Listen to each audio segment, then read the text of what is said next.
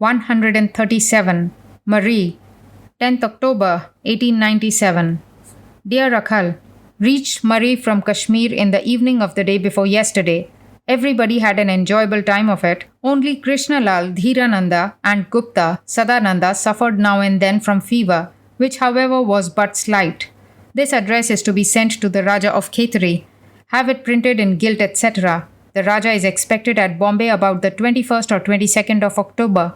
None of us is staying at Bombay at present. If there be any, send him a copy so that he may present the same to the Raja even on board the ship, or somewhere in the city of Bombay. Send the superior copy to Khetri. Have this passed in a meeting, and if any change is needed, no harm.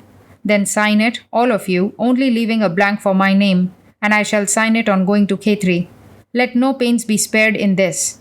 Captain Sevier says he is very anxious for a site. He wishes to have a spot near Mussoorie or in some other central place as soon as possible. The thing is that we do not want a place which is too cold. At the same time, it must not be too hot.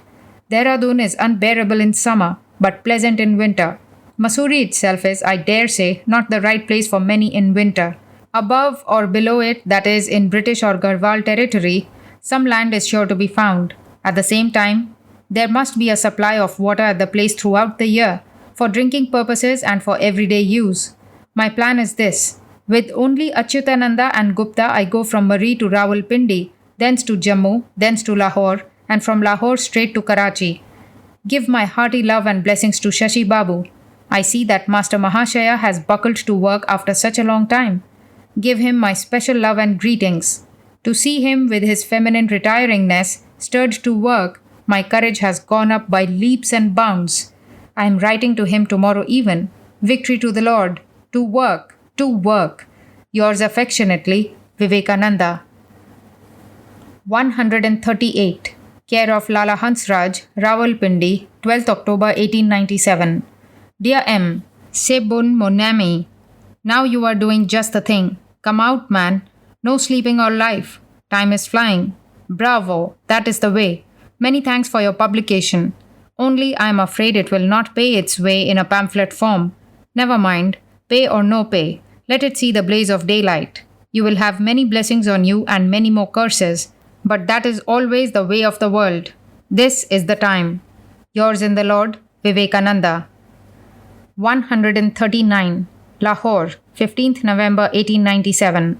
Dear Mother, it is a matter of deep regret that in spite of my earnest wishes, I do not find it feasible to go to Karachi this time and see you.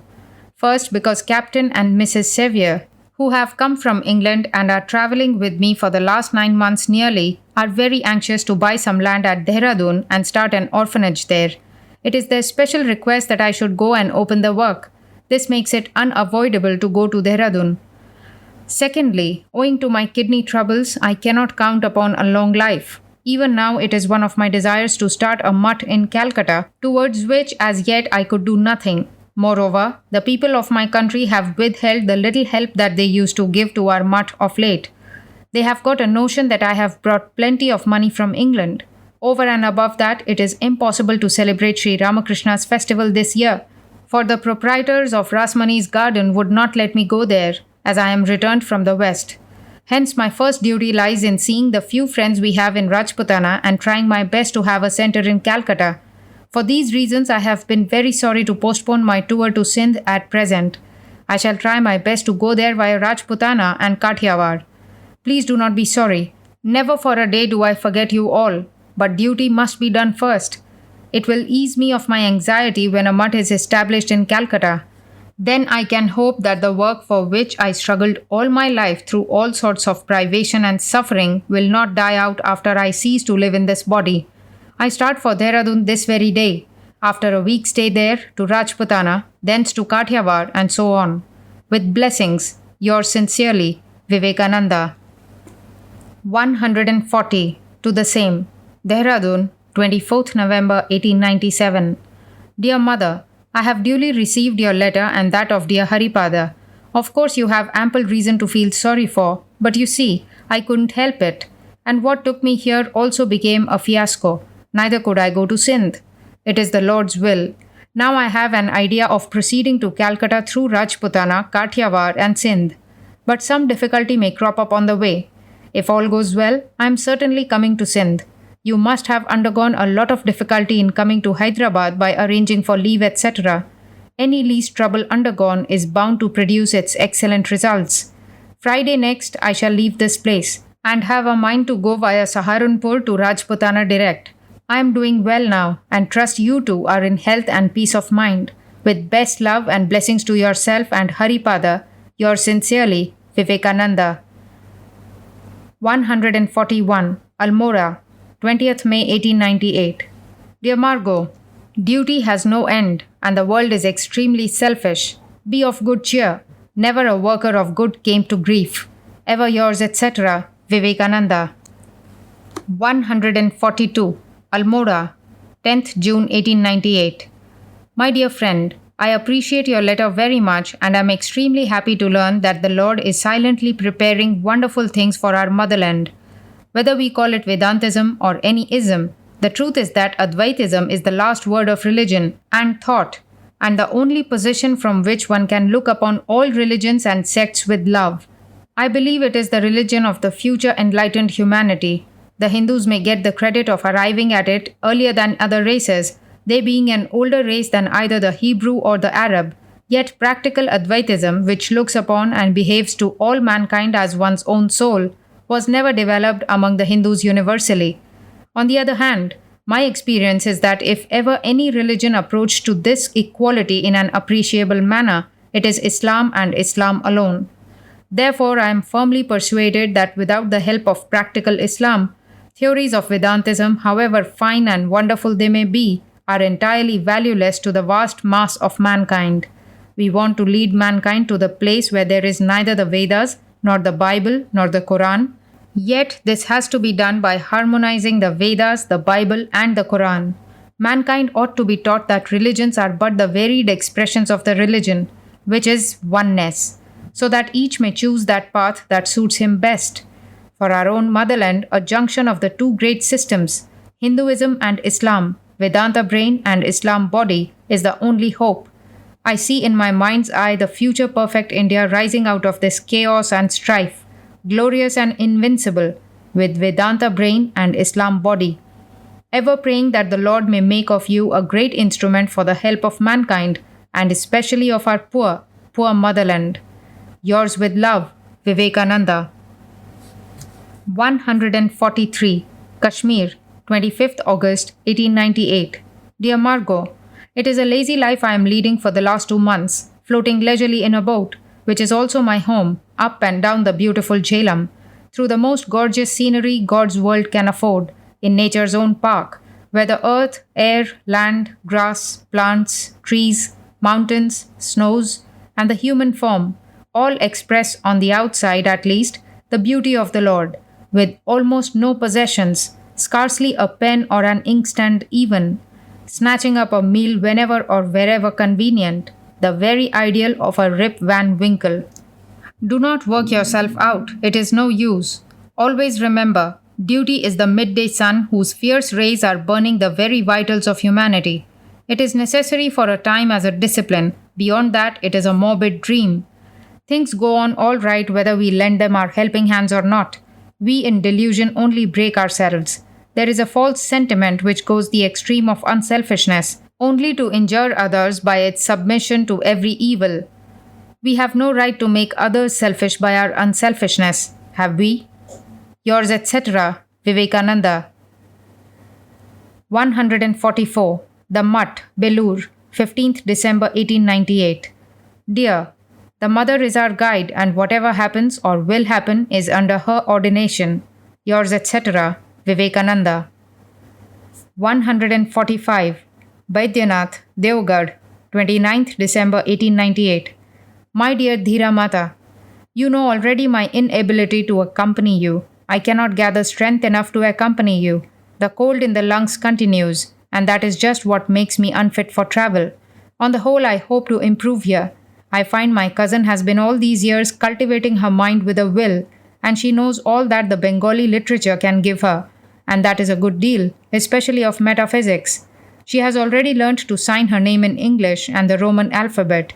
It is now real brain work to teach her, and therefore I have desisted. I am trying simply to idle away my time and force myself to take rest. Ere this, I had only love for you, but recent development proves that you are appointed by the Mother to watch over my life.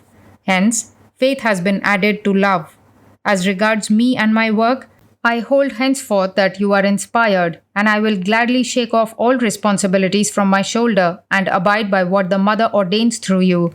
Hoping soon to join you in Europe or America, I remain ever your loving son, Vivekananda.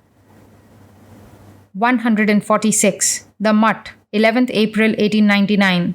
Dear, 2 years of physical suffering have taken away 20 years of my life. Well, but the soul changeth not, does it? It is there, the same madcap Atman, mad upon one idea, intent and intense. Yours, etc., Vivekananda. 147. Ridgely, 4th September 1899. Dear Mrs. Bull, Mother knows best. That is all about me. Yours, etc., Vivekananda. 148. Ridgely, 1st November 1899. Dear Margot, it seems there is a gloom over your mind. Never mind, nothing is to last forever. Anyhow, life is not eternal. I am so thankful for it. Suffering is the lot of the world's best and bravest. Yet, for eons yet, till things are righted, if possible here, at least it is a discipline which breaks the dream. In my sane moments, I rejoice for my sufferings. Someone must suffer here. I am glad it is I, amongst others of nature's sacrifices. Yours, etc., Vivekananda. 149. New York, 15th November 1899. Dear Margot, on the whole, I don't think there is any cause for anxiety about my body. This sort of nervous body is just the instrument to play great music at times and at times to moan in darkness. Yours, etc., Vivekananda. 150. 12th December 1899. My dear Mrs. Bull, you are perfectly right. I am brutal, very indeed. But about the tenderness, etc., that is my fault. I wish I had less, much less of that. That is my weakness. And alas, all my sufferings have come from that. Well, the municipality is trying to tax us out. Good. That is my fault as I did not make the Mutt public property by a deed of trust. I am very sorry I use harsh language to my boys, but they also know I love them more than anybody else on earth.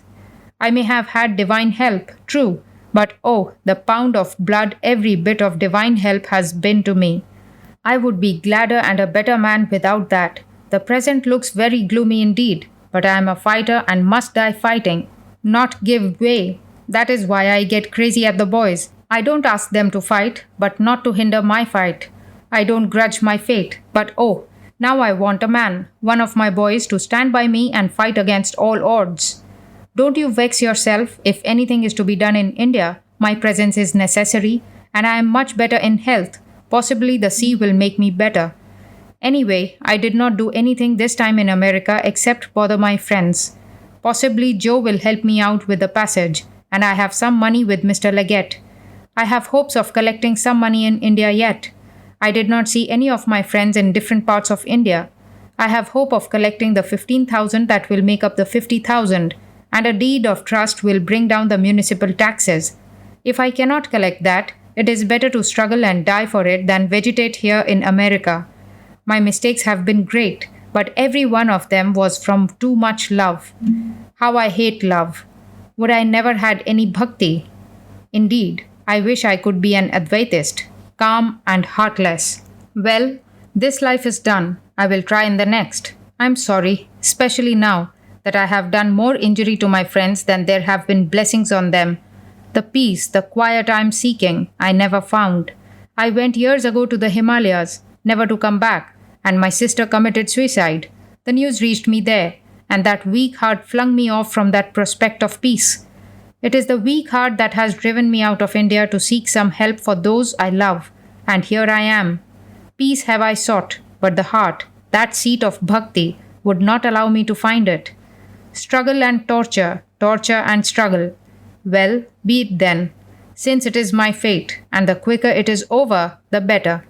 They say I am impulsive, but look at the circumstances. I am sorry I have been the cause of pain to you above all, who love me so much, who have been so kind. But it is done, was a fact. I am now going to cut the knot or die in the attempt. Ever your son, Vivekananda. P.S. As mother wants it, so let it be. I am going to beg of Joe a passage via San Francisco to India. If she gives it, I start immediately via Japan. It would take a month. In India, I think I can raise some money to keep things straight or on a better footing.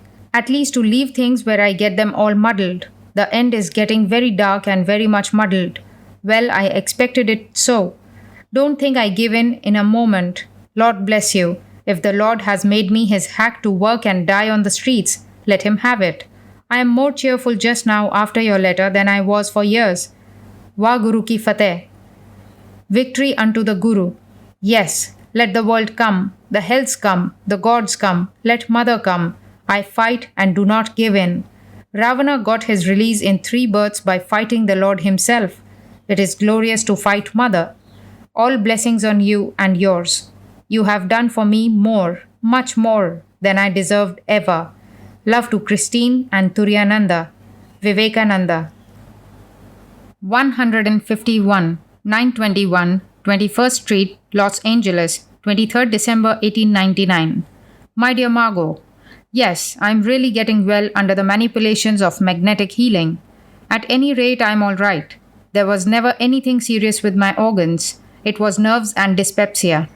Now I walk miles every day, at any time, before or after meals. I'm perfectly well, and I'm going to remain so, I'm sure.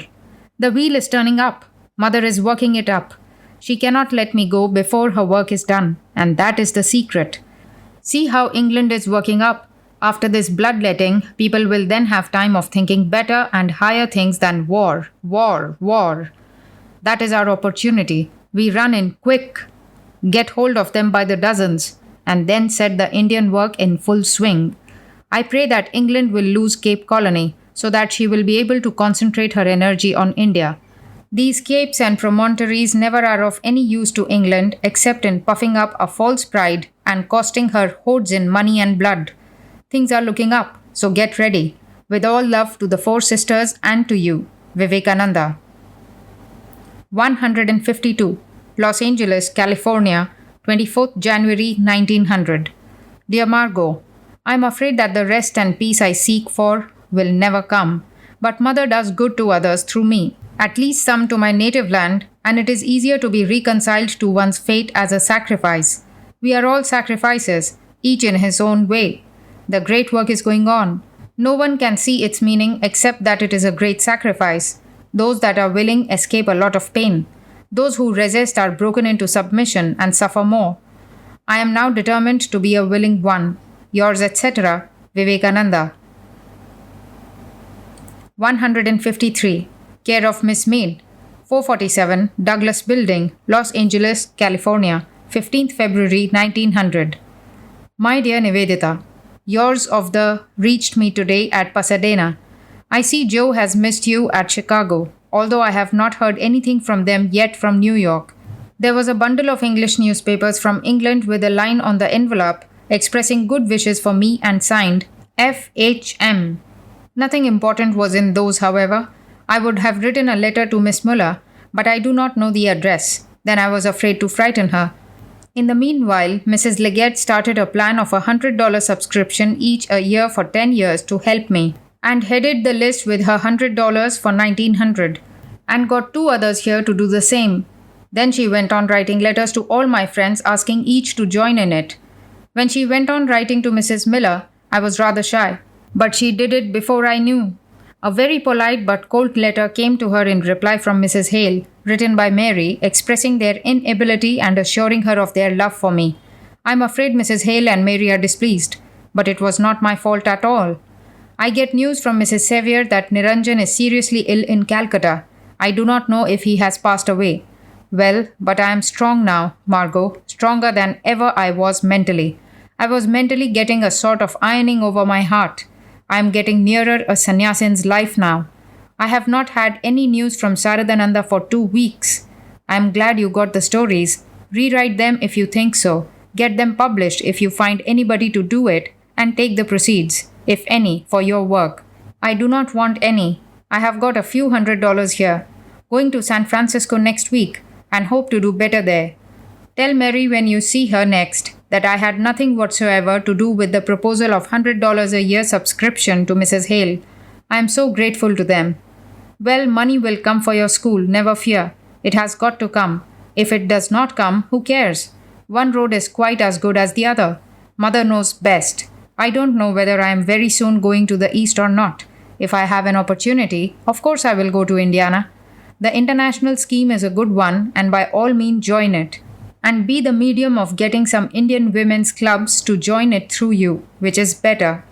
Things shall look up for us, never mind. As soon as the war is finished, we go to England and try to do a big work there.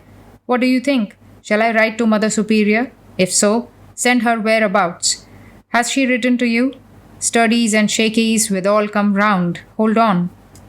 You are learning your lessons. That is all I want. So am I. The moment we are fit, money and men must flow towards us. Between my nerves and your emotion, we may make a mess of everything just now. So Mother is curing my nerves and drilling you into level-headedness. And then we go. This time good is coming in chunks. I'm sure. We will make the foundations of the old land shake this time. I'm getting cool as a cucumber. Let anything come. I am ready. The next move, any blow shall tell. Not one miss. Such is the next chapter. With all love, Vivekananda. 154. California, 21st February 1900. My dear Akhandananda, I am very glad to receive your letter and go through the details of news. Learning and wisdom are superfluities. The surface glitter merely, but it is the heart that is the seat of all power. It is not in the brain but in the heart that the Atman, possessed of knowledge, power, and activity, has its seat. Shatanchaika cha hridayasya nadyaha. The nerves of the heart are 101, etc. The chief nerve center near the heart, called the sympathetic ganglia, is where the Atman has its citadel. The more heart you will be able to manifest, the greater will be the victory you achieve. It is only a few that understand the language of the brain, but everyone from the creator down to a clump of grass understands the language that comes from the heart. But then in our country, it is a case of rousing men that are, as it were, dead. It will take time, but if you have infinite patience and perseverance, success is bound to come. No mistake in that. How are the English officials to blame? Is the family of whose unnatural cruelty you have written an isolated one in India? Or are there plenty of such? It is the same story all over the country. But then it is not as a result of pure wickedness that the selfishness commonly met with in our country has come. This bestial selfishness is the outcome of centuries of failure and repression. It is not real selfishness, but deep-rooted despair. It will be cored at the first inkling of success. It is only this that the English officials are noticing all round. So how can they have faith at the very outset? But tell me, do they not sympathize with any real work that they meet with? In these days of dire famine, flood, disease, and pestilence, tell me where your congressmen are. Will it do merely to say, hand the government of the country over to us? And who is there to listen to them? If a man does work, has he to open his mouth to ask for anything? If there be 2,000 people like you working in several districts, won't it be the turn of the English themselves to consult you in matters of political moment? Swakarya muddharet prajnaha. The wise man should achieve his object. A was not allowed to open a center, but what of that? Has not Kishangarh allowed it? Let him work on without ever opening his lips. There is no use of either telling anything to anybody or quarreling with any. Whoever will assist in this work of the Divine Mother of the Universe will have her grace, and whoever will oppose it will not only be akarana vishkrata vairidarunaha, raising a deadly enemy for nothing, but also laying the axe to his own prospects. Shanaif panthaha, etc., all in good time. Many a little makes a mickle. When a great work is being done, when the foundations are laid or a road constructed, when superhuman energy is needed, it is one or two extraordinary men who silently and noiselessly work through a world of obstacles and difficulties. When thousands of people are benefited, there is a great tom-tomming, and the whole country is loud in notes of praise. But then the machine has already been set a-going, and even a boy can work it, or a fool add to it some impetus. Grasp this, that benefit done to a village or two, that orphanage with its 20 orphans, those 10 or 20 workers, all these are enough. They form the nucleus, never to be destroyed. From these, hundreds of thousands of people will be benefited in time. Now we want half a dozen lions. Then excellent work will be turned out by even hundreds of jackals. If orphan girls happen to come to your hands for shelter, you must take them in above all else. Otherwise, Christian missionaries will take them, poor things, away. What matters it that you have no particular arrangements for them? Through the Divine Mother's will, they will be provided for. When you get a horse, never you worry about the whip.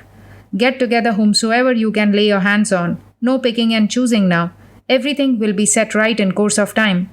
In every attempt, there are many obstacles to cope with, but gradually the path becomes smooth.